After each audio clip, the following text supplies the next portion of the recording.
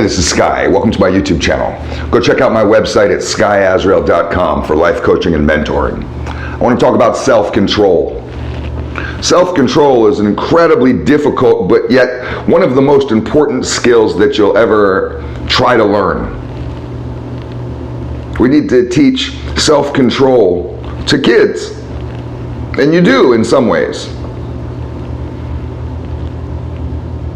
But you need to be able to have self-control as you get older, not just over your wild behaviors. We learn, there's like from the age of 16 till about 25, where a lot of people, men and women, they just run wild.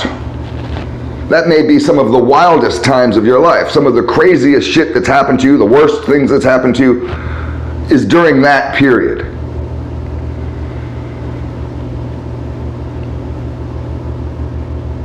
As we grow older, it's important to understand the power of self-control of our emotions and the way that we can control ourselves in the moment. When there's bombs going off, when there's alarms, when there's trauma, when there's red flags, when shit's going down, whatever it is, the storm is gonna come. I don't care what kind of great life you're living right now, a storm's coming. It's the way it is. It's the way life is. In order to be ready in the moment, I've learned that it's all about self-control. I've seen guys that are pretty well trained in different areas of survival who can't handle shit when the storm comes. When those shots are firing and bullets are coming through the window, I've met guys who they're great at the shooting range. They have a resume that is amazing, where you're just like, wow, you kind of just so impressive. I've seen guys like that. Hardcore motherfuckers. Drop to the floor, paralyzed in fear, not knowing what to do when gunshots start flying. Just like I've seen people who, when they get a little bit too bogged down with bills and responsibilities and life feels overwhelming, they have too much going on. The kids have issues, there's health problems in the family, there's health problems that you have, the house might be taken away from you if you don't pay the mortgage sometime. It just goes on and on and on and on and on, and you're ready to just collapse. The people that can handle that shit are the ones that have self-control, control over themselves, control over their emotional responses. In order to take control over your emotions, you have to be able to go through a process of forgiveness. You have to forgive yourself for all the fucked up shit you did. Stop beating yourself for it. You stupid motherfucker. You're so stupid. I do this to myself relentlessly, and I have to stop it. Tell myself, literally, that's enough. I have to remind myself that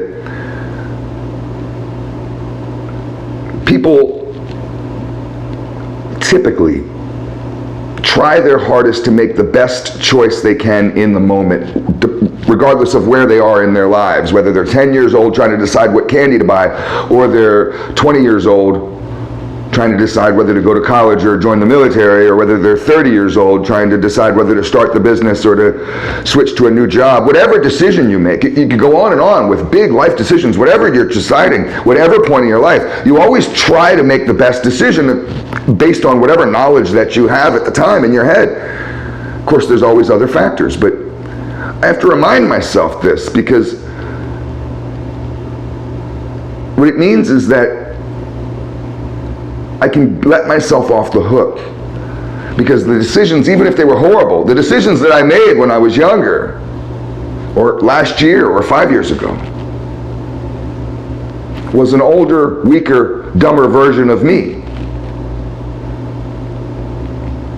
Many times, and I've talked about this before, we have to go through mistakes in order to learn. That's how you learn, is through your mistakes. You don't learn through comfort and through pleasure, you learn through the hardships. A guy with an easy life who's just lived some easy, wonderful breeze of a life, born with a silver spoon or platinum spoon in their mouth and has never had a hardship ever,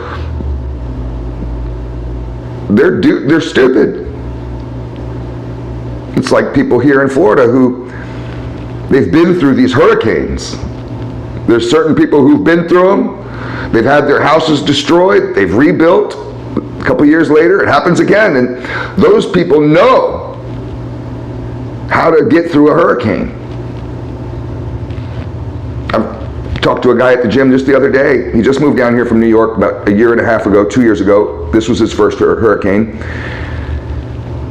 I asked him, how'd you do in the hurricane? Just wondering, it's your first one? And he was like, oh, it was nothing. I was like, really? Because there's billions of dollars of damage done to the state, and most of the town was underwater. And he's like, well, I live outside of town, and all the power lines, I live in a gated community that was just built, and all the power lines in the community are underground, so the power didn't even go out. And then, no damage, there's no trees anywhere, so there's no branches, not a single branch anywhere in the neighborhood. And it's like, well, great for you. I mean, pat yourself on the back. You moved to the right area.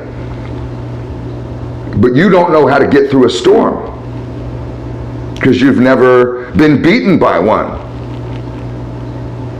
We learned how to survive the streets with bullies and really terrible people, these guys like Debo. That's why I love that movie Friday. I love Friday because that guy Debo is a real character. I mean, that's like a documentary to me. I know guys like Debo. I used to run from motherfuckers like that, and then I kind of started becoming someone like that as I got older. But that's a real type of person. And we learned how to navigate around motherfuckers like that by getting caught by them. Everybody got their shit snatched by Debo at least once. Everybody got pushed down the hill by the bully at least once. And if you never had that interaction, you don't know how to navigate these streets. You're naive. You're a chump. You get it. I don't need to go into any more examples with that. Self-control starts with forgiveness. And you have to go through every single trauma, every single slight, every single emotional cord that you have to the past. Anytime you find that emotional attachment to a trauma, to an experience of the past, you have to go back, travel along that cord and go back and cut where it's connected to. And the way that you cut that and to stop it from reconnecting is through forgiveness. Forgiveness heals the wound, releases any ties that you may have to the future. So,